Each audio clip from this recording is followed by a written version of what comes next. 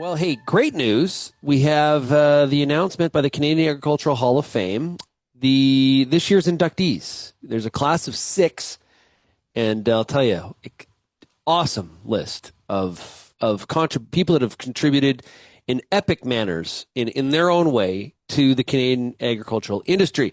Joining us here to talk about the Hall of Fame and how this list came to be, it is Phil Boyd. He is the chair of the Canadian Agricultural Hall of Fame, as well as with the Turkey Farmers of Canada. Hey, Phil, how are we doing? I'm good, Sean. Thanks so much for reaching out and engaging in the conversation about the Hall of Fame. I really appreciate it on behalf of the board and on behalf of the inductees as well. Hey, well, easy to do from my end. So, give us some background on the Hall of Fame. How long's it been around, and talk about it. Yeah, so the Hall of Fame was actually came into place in 1960. So it's been around a considerable period of time. We're talking 65 years. There's well over 200 inductees in the Hall of Fame over that time. I think probably even north of 250, and then with our six additions this year. So it's quite a gallery as you walk through there and see the portraits of these folks, see what they've contributed to Canadian agriculture, to provincially, nationally, internationally, to their local communities.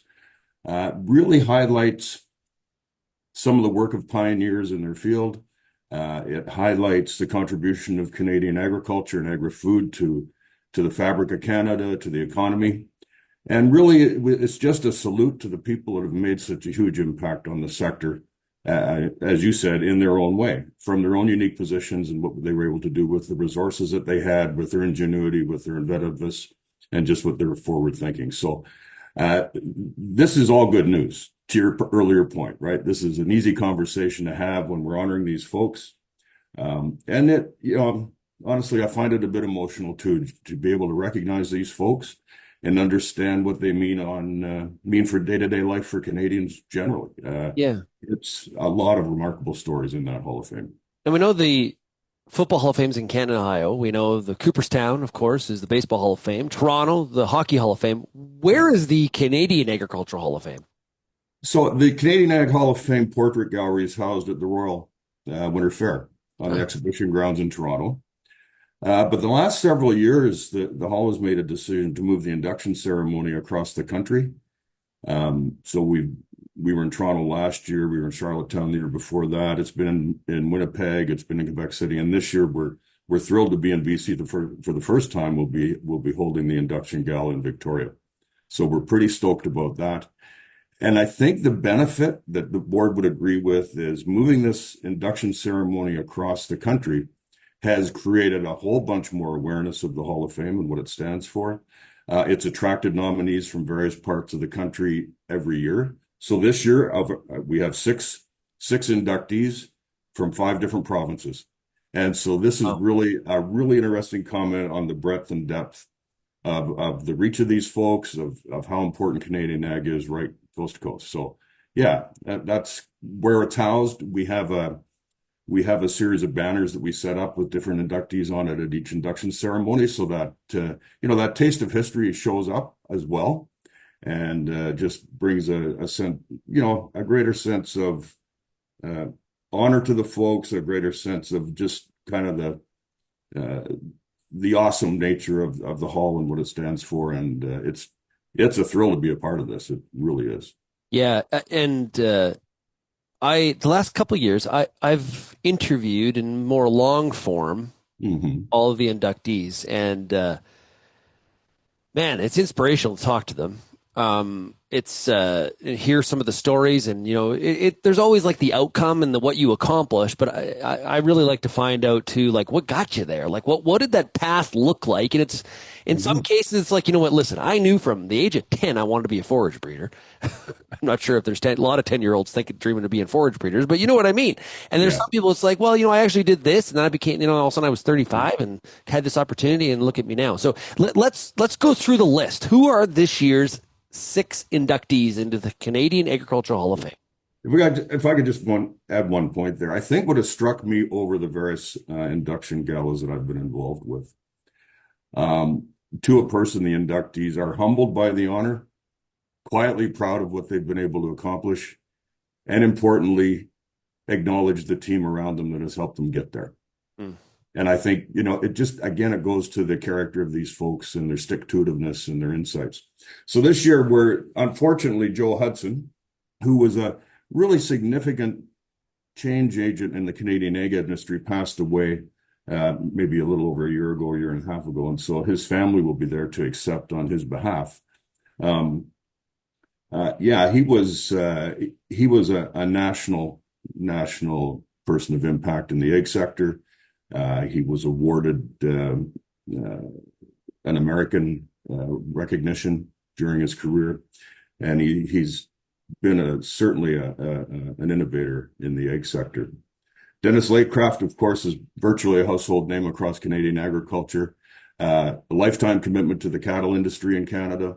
Has been really a significant player on numbers of things. Whether it was the BSE, he was heavily involved in working through that crisis in the industry. He's been around the Sustainable Beef Roundtable. He's been effective internationally for the cattle producers in the country. And so he's 40 years or so in the cattle business. Well, and may have more Air Canada air miles than anybody else I know. Yes, he told me once, and clearly he didn't spend enough time at home. You Yeah, know what I mean? exactly. Yeah. Like I've got a few, but nothing Yeah. near Dennis. Yeah, Dennis is one of those guys that's going super elite by the end of January. oh Anyway, yeah, go yeah, ahead. exactly. He's a Go ahead. going concern and well-deserved recognition to bring Dennis into the Hall of Fame as well. Dr. Peter Sikkim, a weed scientist. I don't know if he was planning to be a weed scientist when he was 10 years old or not, but he certainly had a major impact in terms of improving crop yields, pioneer work on herbicide-resistant weeds in corn, soybeans, grains, edible beans. Yeah. The comment, I think, that loomed large, it's in the press release, he was committed to addressing real-world challenges and knew the value of his research was measured by the changes made in on-farm weed management practices. So again, pioneer in his field, long-term and lasting impact on the work he's done. And so, we're thrilled to have him brought into the hall. And then Dory Ginger Beauchemin. She's a public servant in Manitoba for her career. Really highly involved, sleeves rolled up kind of bureaucrat, served various ministers of agriculture, has had a major impact on 4-H Canada as we read through her work. She helped establish a research chair in sustainable protein at the University of Manitoba. She served with Farmers Abroad Canada, and she's continuing to work on Canada's first Agri-Food Sustainability Index. And so again, a hardworking public servant deserving of induction into the Hall of Fame. Yeah, I have a story. I interviewed her one time at a conference, and there's do lots of interviews, and some stuff sticks with you, some stuff doesn't. I remember her very distinctly when Dory said, one of the best characteristics a person can have is curiosity. Mm-hmm. I always thought that was just so true. Yeah, fair point. And I think she lived that. Yep. And so again, just thrilled to have her invited into the Hall of Fame. John Anderson, out of British Columbia, he launched a food retail business, fresh produce global food retail business. Started in the warehouse, became CEO, and just really worked hard to advance sustainable agriculture, support local agriculture communities. Kept championing the Canadian, success in the Canadian agri and agri-food industry. Has really made an indelible mark on that business. And again, another really worthy inductee, and again, different than the others, different field of endeavor, but there we are. That's the breadth of our sector, right? Yeah. And then finally, Monsieur Desroches from Solio, cooperative. He built the company substantially. He's been, I think, a 40-year career there. Has made a powerful impact across the organization with different strategic mergers, collaborations with universities.